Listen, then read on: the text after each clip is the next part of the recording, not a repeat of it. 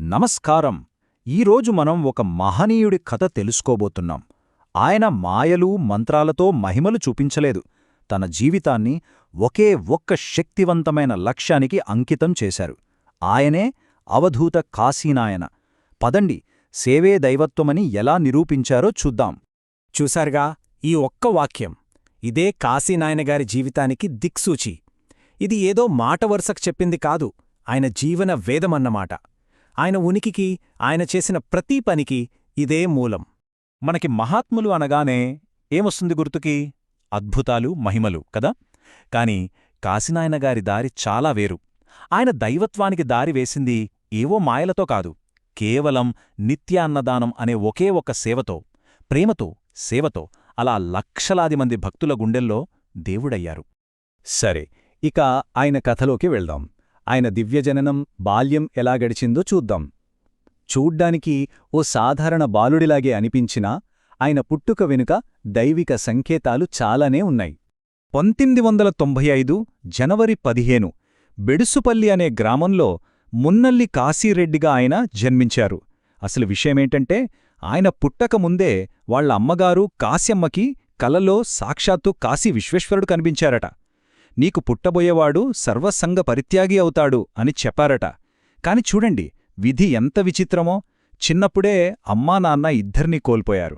దాంతో వాళ్ల అమ్మమ్మ బాలమ్మ దగ్గరే పెరిగారు.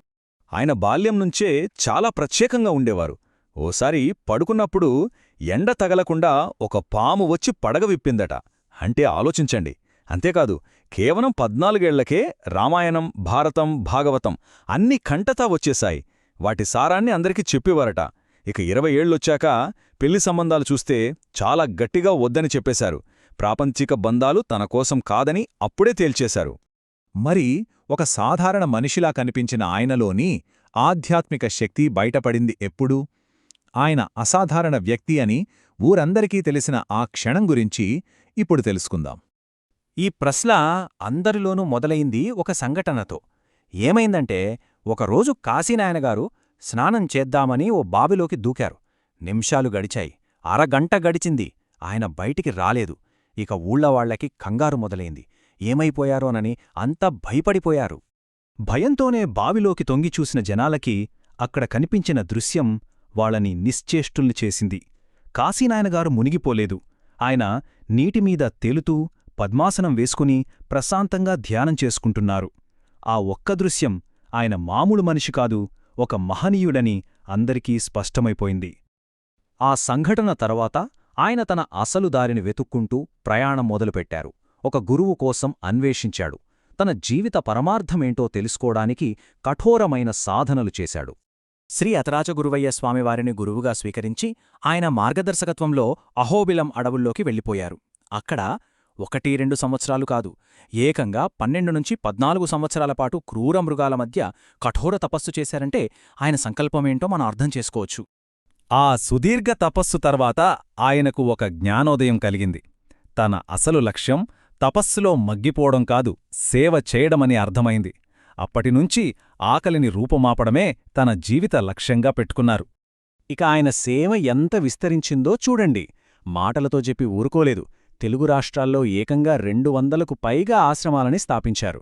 అంటే ఆయన సంకల్పం ఎంత బలమైనదో కదా.